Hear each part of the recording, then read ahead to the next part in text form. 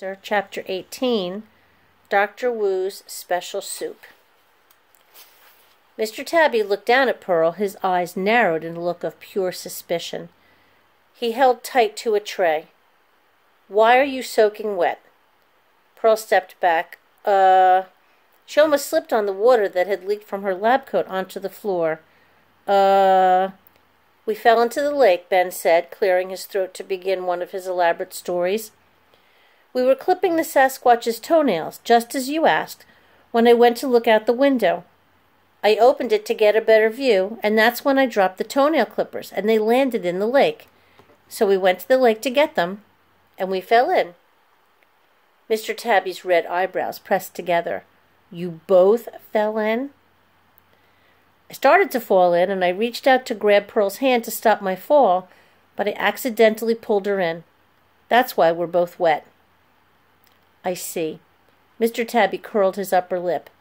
"And why are you in the steam room, pray tell?" Ben hesitated. He tapped his fingers against the legs of his damp jeans.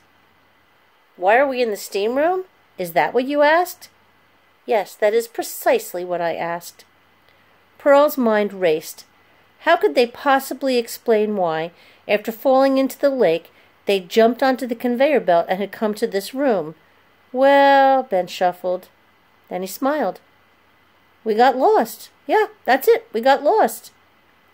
It was a very good explanation. The hospital was huge, after all. But even though the last thing Pearl wanted was to get into trouble, she knew Cobblestone needed help. "Mr. Tabby," she said, as she stepped aside, revealing the little shivering leprechaun who stood behind her. "I took him outside. He fell into the lake, too." A soft growl sounded in Mr. Tabby's throat. "Why would you take the leprechaun outside?" Pearl swallowed hard. "The truth be that Cobblestone asked the girl to take him outside," the leprechaun interrupted, and then he sneezed so hard the blanket fell off his shoulders. "Why would you go outside with a human?" "Cobblestone likes this human," the leprechaun replied. "She be the only human to take Cobblestone's gold and then give it back again, with a nice new pot." Pearl couldn't believe it. Not only had Ben tried to cover for her mistakes, but so had the leprechaun. She might have given each a hug if she hadn't been so worried. "Mr. Tabby, I think Cobblestone might have a fever. Is he going to be okay?" Mr. Tabby set the tray on the counter. It held a steaming saucepan, a ladle, and 3 bowls. "Lake swimming should be avoided when one has a head cold," he said. Then he stuck a thermometer into the leprechaun's round ear. The thermometer beeped. 150 degrees.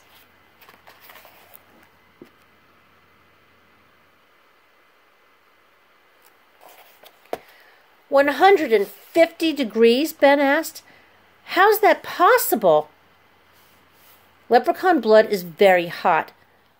This is only a slight fever, quite curable with Dr. Wu's special soup." As he removed the lid from the saucepan, a salty scent drifted out, making Pearl's stomach growl. After ladling the soup, Mr. Tabby handed a bowl to the leprechaun. But without the soup, the fever might rise to a deadly level. "Deadly?" Pearl gulped. Then she sneezed. Gold dust filled the air around her. "It appears you have both caught the leprechaun's cold. I anticipated as much when I saw the 3 sets of wet footprints in the lobby. Leprechaun colds are highly contagious." He ladled soup into 2 more bowls and handed them to Pearl and Ben. "It smells like my mom's matzo ball soup," Ben said. "Is it matzo ball soup?" "It is Dr. Wu's special soup. A secret recipe. Drink." Steam coated Pearl's face as she sipped. The taste was salty and sweet at the same time. She hadn't realized how hungry she was. Sneaking out of the hospital, running to the dollar store, and rescuing Ben and the leprechaun from the lake monster must have burned a lot of energy. She drank 3 whole bowls. The broth instantly warmed her insides and somehow dried all her clothes, too. "Hey," she said, "my nose is clear." Mine too, said Ben as he finished his second bowl. The sniffles and snot be gone, the leprechaun said with a smile. Wow, that's amazing. It usually takes a few days for my colds to go away, Pearl said. Another brilliant idea popped into her head. If we sold this soup at the dollar store, we'd be rich. Impossible, Mr. Tabby said. Dr. Wu's soup is not for sale. He pulled out his pocket watch. Now that everyone is cured, it is time for you two to get back to work. Did you finish with the Sasquatch? No, Pearl and Ben replied. Then you had best complete your task before Dr. Wu returns. You're not going to fire us? Pearl asked. Dr. Wu is in charge of this hospital. Whether you stay or whether you go is her decision alone. Mr. Tabby picked up the tray. Come along. Goodbye, Ben said as they reached out to shake the leprechaun's hand. It was nice meeting you. I'm sorry we caused you some trouble. Cobblestone frowned, looking none too pleased about shaking with a human. When it was Pearl's turn to say goodbye, she also frowned, but only because she didn't want the visit to end. Can I have your address? She asked. This way we can be pen pals.